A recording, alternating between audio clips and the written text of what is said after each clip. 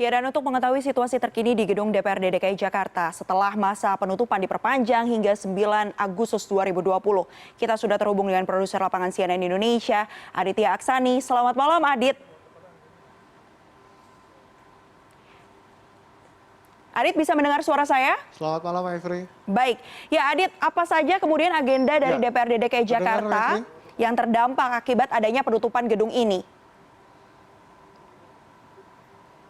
Ya, Mevri, selamat malam. Terkait dengan agenda-agenda yang terdampak akibat penutupan hingga nanti tanggal 9 Agustus 2020 ini memang ada banyak sekali. Salah satu yang paling penting adalah terkait dengan pembahasan APBD DKI Jakarta untuk tahun 2020. Karena mengingat APBD DKI Jakarta 2020 ini juga memang sangat-sangat penting terkait dengan anggaran dana yang akan nanti dikucurkan selama masa di tahun 2020 dan juga di tahun 2021 mendatang. Sehingga nantinya ini akan kembali dijadwalkan setelah tanggal 10 Agustus 2020 melalui rapat yang akan diselenggarakan oleh Badan Musyawarah.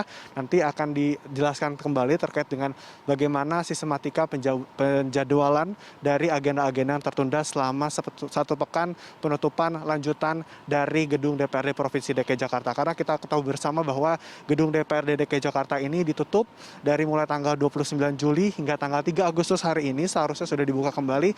Namun karena berbagai pertimbangan dan juga untuk benar-benar mensterilkan seluruh gedung hingga diperpanjang nanti tanggal 9 Agustus 2020, Mevri. Baik, Adit, tadi Anda sempat menyebutkan bahwa memang penutupan ini sudah diperpanjang untuk 2 kali ya. Dan menurut informasi dari Ketua DPRD DKI Jakarta juga menyatakan jika nanti ternyata dalam masa penutupan ini ada yang terdeteksi kembali positif COVID-19, artinya penutupan mungkin saja kembali terjadi. Lalu bagaimana upaya dari anggota Dewan ini untuk memastikan bahwa kinerjanya tetap bisa berjalan meskipun gedungnya ditutup? Ya, betul sekali bahwa jika nanti dalam masa perpanjangan kedua ini akan ditemukan kembali orang-orang atau para anggota dewan yang terkonfirmasi positif COVID-19, ini akan terus dilakukan tracing dan juga tes swab untuk benar-benar memastikan seluruh anggota DPRD Provinsi DKI Jakarta sudah terbebas dari COVID-19.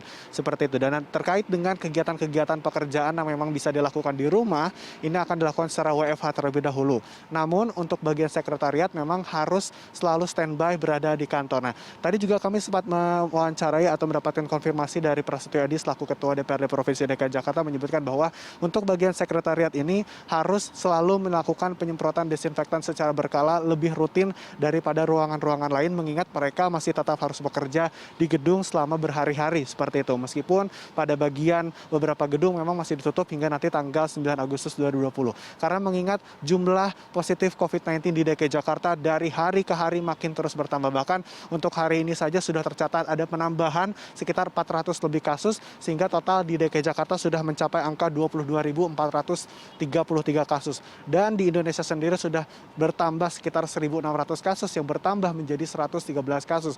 Ini artinya COVID-19 untuk wilayah perkantoran atau kluster perkantoran yang kita ketahui bersama masih terus bertambah dan harus diwaspadai oleh semua orang, tidak hanya oleh masyarakat biasa tetapi juga para karyawan yang memang tetap bekerja selama masa pandemi ini dan juga memperhatikan seluruh aspek-aspek keselamatan, protokol-protokol kesehatan agar nantinya selama berada di kantor pun masih tetap berada dalam keadaan aman. Karena 2 orang yang terkonfirmasi di gedung DPRD Provinsi DKI Jakarta ini adalah 2 orang yang OTG atau orang tanpa gejala, sehingga ini menjadi sesuatu yang sangat berbahaya dan harus diwaspadai oleh seluruh warga DKI Jakarta untuk tetap memperhatikan protokol kesehatan. Mevri. Ya, Adit, selama masa penutupan ini kan informasinya semua staf dan juga anggota dewan ini akan dilakukan rapid test terhadap mereka. Namun bagaimana dengan keluarga dari para anggota dewan dan juga pegawai di sana? Terlebih hari ini sudah ada informasi bahwa ada anggota dewan yang meninggal dunia juga akibat COVID-19. Ya, memang pemeriksaan dan juga tracing ini difokuskan terlebih dahulu kepada anggota dewan yang memang bekerja di gedung DPRD Provinsi DKI Jakarta. Jika memang nanti diketahui ada hasil yang positif tambahan, tentunya juga keluarga dari yang bersangkutan tersebut akan dilakukan pemeriksaan lebih lanjut dan benar-benar memastikan apakah mereka harus dibawa ke rumah sakit untuk dilakukan pemeriksaan lebih lanjut ataukah tetap berada di rumah melakukan karantina mandiri sehingga nantinya seluruh proses pemantauan ini juga akan dilakukan secara mandiri di rumah seperti itu jika memang nanti ke rumah sakit tentunya akan dilakukan perawatan oleh rumah sakit. Namun ini juga akan terus diawasi oleh tim kesehatan yang sudah disiapkan oleh Provinsi DKI Jakarta terkait dengan jumlah kasus positif COVID-19 di gedung DPRD Provinsi DKI Jakarta agar tidak semakin merebak atau menebar banyak ke keluarga-keluarga terkait, Mevri. Ya, baik. Terima kasih banyak atas informasi Anda, Aditya Aksani, yang sudah melaporkan langsung terkait dengan penutupan gedung DPRD DKI Jakarta karena ada temuan dari positif COVID-19 anggota dewan yang ada di sana. Terima kasih banyak, Adit.